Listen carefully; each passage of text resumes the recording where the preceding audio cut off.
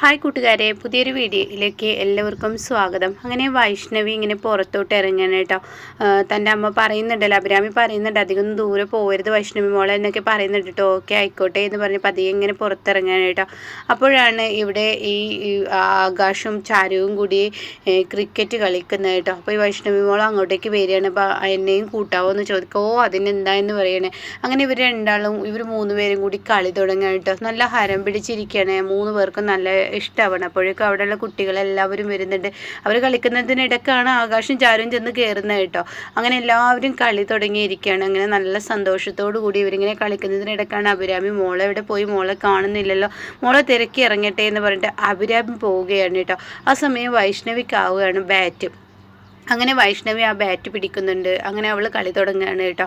അങ്ങനെ വൈഷ്ണവി മോൾ ഇതിങ്ങനെ കളിക്കുന്ന ഇടയ്ക്കാണ് ശ്രേയ ഇതിൻ്റെ ഇടയിലൂടെ ഇങ്ങനെ വരുന്നത്. അപ്പോൾ ശ്രേയ ആണെങ്കിലോ ഒരു കപ്പ് ചായയൊക്കെ പിടിച്ച് ഇങ്ങനെ നാലുപുറം കാണാനായിട്ട് ശ്രേയ ഇങ്ങനെ ഇറങ്ങിയിരിക്കുന്ന സമയത്താണ് വൈഷ്ണവി ചെന്ന് ബാറ്റ് ചെയ്യുന്ന ആ ബോള് ശ്രേയയുടെ കപ്പിൽ അങ്ങ് വീഴുന്നത്. അതോടുകൂടി ചായ താഴോട്ട് വീഴും കേട്ടോ. ഇതോടുകൂടി മുൻചുണ്ടിക്കാരിയായ ശ്രേയയ്ക്ക് പിന്നീട് ഒന്നും നോക്കില്ല. ശുണ്ടി കൂടുതലാണല്ലോ, അതുകൊണ്ട് തന്നെ ആ ദേഷ്യവും കോപവും ഒക്കെ എല്ലാം എടുത്തിട്ട് ഈ വൈഷ്ണവികളുടെ അടുത്തോട്ട് ഓടി വരും കേട്ടോ. അപ്പോഴേക്കും കാണുന്ന കാഴ്ച ആകാശം ചാരവും ശ്രേയ കലിതുള്ളി വരുന്ന ശ്രേയയാണ്. അങ്ങനെ ശ്രേയ, എന്താടി നീ കാണിച്ചത്, നീ ഒരു കൊച്ചു കുഞ്ഞാണെന്ന് പറഞ്ഞിട്ട് പോകുന്നവരുടെ അടുത്തോട്ടാണ് ബാറ്റ് ചെയ്യുന്നത്, ബോൾ ചെയ്യുന്നത്, എൻ്റെ ചായയാണ് പോയത്, എൻ്റെ ദേഹത്ത് പോയിരുന്നെങ്കിൽ എന്നൊക്കെ പറഞ്ഞ് ഇങ്ങനെ കിടന്നൊക്കെ ഒരൊക്കെയാണ് കേട്ടോ. അപ്പോൾ ഈ സമയം ആ കുഞ്ഞ് പറയണേ, ആൻറ്റി സോറി എന്ന് പറയുന്നുണ്ട് കേട്ടോ. തെറ്റുപറ്റി ആൻറ്റി, എൻ്റെ അടുത്ത് സോറി, എന്നോട് ക്ഷമിക്കണമെന്ന് ആ കുഞ്ഞു മനസ്സാണെങ്കിലും കൂടിയിട്ട് ആ കുഞ്ഞ് മോള് സോറി അപ്പം തന്നെ പറയുന്നുണ്ട് കേട്ടോ. ഇതേ സമയം ഇത് കാണുന്ന ചാരുവിനും ആകാശം ആകെ അത്ഭുതപ്പെട്ടു പോവാണ്. എന്നാൽ ഒട്ടും കുറവുണ്ടാവില്ല കേട്ടോ ഈ പറയുന്ന ഷേക്ക് അഹങ്കാരം തലക്ക് പിടിച്ചിരിക്കുകയാണ്. ഷേ ഇങ്ങനെ ഭ്രാന്തളകിയിട്ട് ഷേ ചോദിക്കുകയാണ്, എന്താടി നീ കാണിച്ചു വെച്ചതും പോരാഞ്ഞിട്ട് നിൻ്റെ ഒരു കോറി എന്ന് പറഞ്ഞിട്ട് കുഞ്ഞിനെ അങ്ങ് അടിക്കാൻ ഒരുങ്ങുമ്പോഴേക്കും എല്ലാവരെയും ഞെട്ടിപ്പിച്ചും കൊണ്ട് ചാരു ഷേയുടെ കൈ അങ്ങ് കയറി പിടിക്കാൻ കേട്ടോ. എന്നിട്ട് പറയണേ, നിന്നോട് സോറി പറഞ്ഞില്ലേ, പിന്നെ എന്താ നിനക്ക് കുഴപ്പം, മാഡത്തിനോട് സോറി പറഞ്ഞാൽ മാഡത്തിന് ആ സോറീൻ്റെ അർത്ഥം അറിയില്ല എന്നുണ്ടോ? ആ കുഞ്ഞ് ഇത്ര ചെറുതാണെങ്കിലും കുഞ്ഞിൻ്റെ അടുത്ത് തെറ്റ് പറ്റി എന്നുള്ളത് നേരാണ്, അതിനാണ് സോറി എന്ന വാക്ക്. സോറി എന്ന വാക്ക് കണ്ടുപിടിച്ചെന്ന് കരുതിയിട്ട് ഇവൾ ചെയ്യുന്നതൊക്കെ കണ്ടില്ലെന്ന് നടിക്കാൻ എന്നെക്കൊണ്ട് പറ്റത്തില്ല എന്ന് പറഞ്ഞ് വീണ്ടും ദേഷ്യപ്പെടുകയാണ് കേട്ടോ. അപ്പോഴേക്കും ചാരു പറയണതേ എല്ലാവരോടും കാണിക്കുന്നത് പോലെ ഒരു കൊച്ചു കുഞ്ഞിനോട് ഇത്രയും ദേഷ്യവും പകയൊന്നും ആർക്കും തന്നെ ഉണ്ടാവില്ല. ഒരു കൊച്ചു കുഞ്ഞാണ്, ഇതിൻ്റെ മനസ്സിലെ വിഷമം മനസ്സിലാക്കണം. ഒരു ചെറിയ കുഞ്ഞിനോട് ഇങ്ങനെ ചാടി കളിക്കല്ലേ മേഡം, ഒരു ചീഫ് എഞ്ചിനീയർ ആണെങ്കിൽ ആ എഞ്ചിനീയർ അതിൻ്റേതായ ഒരു നിലയും വിലയും കാണിക്കുന്നതൊക്കെ പറയട്ടോ. ആരോടാണ് ഇനി പറയുന്നത്, ആരോടാണ് ഇനി സംസാരിക്കുന്നത് എന്നൊക്കെ പറയുമ്പോൾ ആരോടാണെങ്കിലും സോറി പറഞ്ഞാൽ പിന്നെ അതിമ്പോൾ കയറി പിടിക്കരുത്. അപ്പോൾ അഭിരാമി അങ്ങോട്ട് ഇങ്ങനെ കടന്നു വരുന്നുണ്ട്. അപ്പോൾ എന്താ ഇവർ തമ്മിൽ സംസാരം, കുഞ്ഞുണ്ടല്ലോ, വൈഷ്ണവി നിൽക്കുന്നുണ്ടല്ലോ, ഇനി വൈഷ്ണവി എന്തെങ്കിലും കുരുത്തക്കേട് കാണിച്ചോ എന്നൊക്കെ പറഞ്ഞ് പേടിയോടുകൂടി അഭിരാമി ഓടി വരാൻ കേട്ടോ. അപ്പോഴേക്കും ആകാശ് പറയണത്, എൻ്റെ മാഡം നിങ്ങൾ സംഭവം നിങ്ങളുടെ അടുത്ത് നിന്ന് നിങ്ങൾക്ക് ഈ കുഞ്ഞിൻ്റെ അടുത്ത് ഒരു തെറ്റ് പറ്റി, നിങ്ങളുടെ അടുത്ത് ബോൾ വന്ന് വീണു, അതിന് കുഞ്ഞ് സോറി പറഞ്ഞു. സോറി പറഞ്ഞ ഒരു കൊച്ചു കുഞ്ഞിനോട് പോലും ക്ഷമിക്കാനുള്ള മനസ്സില്ലാത്ത ഒരാളാണോ ഞങ്ങളുടെയൊക്കെ ചീഫ് എഞ്ചിനീയർ എന്ന് ചോദിക്കാൻ കേട്ടോ. ആ സമയം ഷേക്ക് അവിടെ ഉത്തരം പറയാനില്ല കേട്ടോ. ഷേ ആകെ നടുങ്ങി പോവാണ്. അപ്പോഴാണ് അഭിരാമി അങ്ങോട്ടേക്ക് വരുന്നത്. അപ്പോൾ അഭിരാമി പറയണേ, എന്താ പ്രശ്നം, എന്താ ഇവിടെ പ്രശ്നം, എന്താ ഇവിടെ അതിന് മാത്രം ഉണ്ടായതെന്ന് ചോദിക്കുന്നുണ്ട് കേട്ടോ. ആ സമയം പറയണേ, ഉണ്ടായത് എന്തെന്ന് ഞാൻ പറഞ്ഞു തരണോ എന്നിങ്ങനെ ഷേയ പറയണേ. അല്ല എന്താണ് കാര്യം, അതെ നിങ്ങൾ ഇക്കാര്യത്തിൽ ഇടപെടണ്ട എന്ന് പറഞ്ഞിട്ട് അഭിരാമി അങ്ങ് വഴക്ക് പറയണം കേട്ടോ. ഷേയ, നിങ്ങൾ എവിടുന്നോ വലിഞ്ഞു കയറി വന്ന നിങ്ങൾ എന്തിനാണ് ഈ പ്രശ്നത്തിൽ ഇടപെടാൻ കയറുന്നത്, ഇനി നിങ്ങളുടെ വായിലിരിക്കുന്നതും കൂടി ഞാൻ കേൾക്കണമെന്ന് ചോദിക്കുകയാണ്. അപ്പോൾ അത് കേട്ട ഉടനെ തന്നെ ഷേയോട് അഭിരാമി പറയണേ, ഞാൻ ഈ കുഞ്ഞിൻ്റെ അമ്മയാണ്, അതുകൊണ്ട് എനിക്ക് അറിയണം എന്താണ് ഇവിടെ പ്രശ്നം. ഓ ഇതുപോലത്തെ കുരുത്തം കെട്ട ഇങ്ങനെ വൃത്തിയിട്ട വാക്കട്ടെ പറയുന്നത്, അങ്ങനെ ഒരു കുഞ്ഞിനെയാണോ നിങ്ങൾ വളർത്തി വലുതാക്കിയിരിക്കുന്നത് എന്നൊക്കെ ഞാൻ ചോദിക്കുകയാണ് കേട്ടോ. അപ്പോൾ ആ സമയം അഭിരാമിക്ക് ദേഷ്യം പിടിക്കുകയാണ്. എന്താ അതിന് മാത്രം ഇവിടെ ഉണ്ടായത്, എന്താ വൈഷ്ണവി ഇനി കാണിച്ചു വെച്ചത്. അപ്പോഴേക്കും ജിത്തു കാണാൻ ഇങ്ങനെ ഇറങ്ങി വരുന്നത് കേട്ടോ. ജിത്തുവിന് ഇത് കാണുന്നതിനോട് കൂടി ജിത്തുവിന് ഭ്രാന്താവുകയാണ്.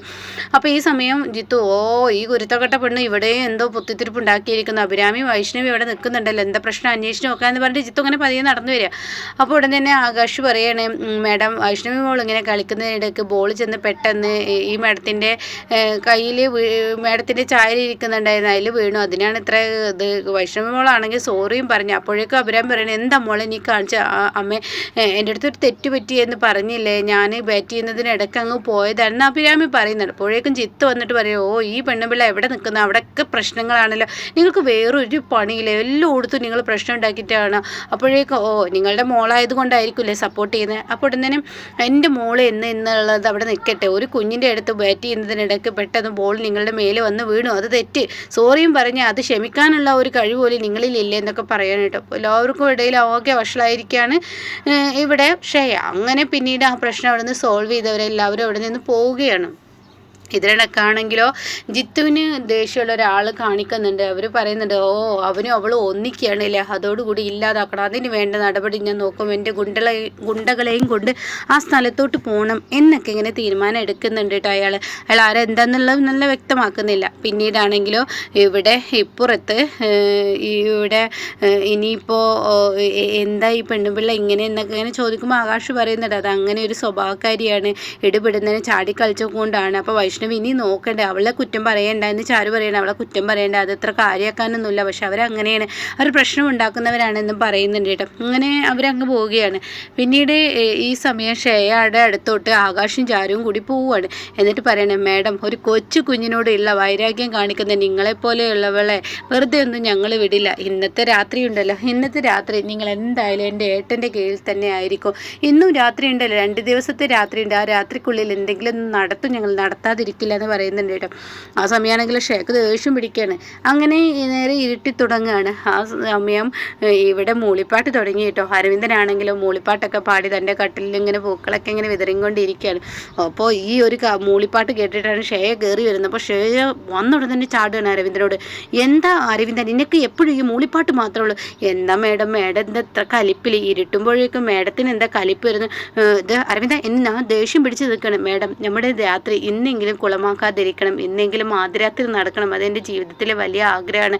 അതുകൊണ്ട് മേഡം കുറച്ച് നിമിഷം ഒന്ന് പുറത്ത് പോയി നിൽക്കുക. മേഡം ഇങ്ങനെ ചുണ്ടി പിടിക്കാതെ, മേഡത്തിനെ ചുണ്ടി പിടിക്കുന്നതൊക്കെ ഞാൻ കണ്ണാടിയിലൂടെ കാണുന്നുണ്ട്, മേഡത്തിൻ്റെ ഈ ചൂടൊന്ന് നിർത്ത്, മേഡം ഇപ്പോൾ തൽക്കാലം പുറത്ത് പോയി നിൽക്കുക, ഇന്ന് എന്തായാലും ആദ്യരാത്രി നടക്കും, അത് നടത്തും ഞാൻ, നമ്മുടെ ഫസ്റ്റ് നൈറ്റ് ഇന്ന് എന്തായാലും ഉണ്ടാവും, അപ്പോൾ അതുകൊണ്ട് തൽക്കാലം ഒന്നങ്ങ് പോയിക്കോളൂ എന്ന് പറഞ്ഞിട്ട് ഷെയോട് ചൂടാവട്ടെ. അപ്പോൾ ഷെയോക്കാണെങ്കിലോ കലി അടങ്ങുന്നില്ല. ഈശ്വര, ഇന്നത്തെ രാത്രി ഇവനിൽ നിന്ന് ഞാൻ എങ്ങനെ രക്ഷപ്പെടും, അതിനുള്ള എന്ത് വഴിയാണ് ഇപ്പോൾ എൻ്റെ മുന്നിൽ ഉണ്ടാവുക എന്ന് പറഞ്ഞിട്ട് ഷെയ ഇങ്ങനെ പുറത്തുകൂടെ അങ്ങോട്ടും ഇങ്ങോട്ടും നടക്കണം കേട്ടോ. അപ്പോഴേക്കും അഭിരാമിയോട് കാര്യം വന്ന് ചോദിക്കുകയാണ് ജിത്തു, എന്താണ് ഉണ്ടായതെന്ന് ചോദിക്കുകയാണ്. അപ്പോൾ ഇങ്ങനെ കാര്യങ്ങൾ പറയാണ്.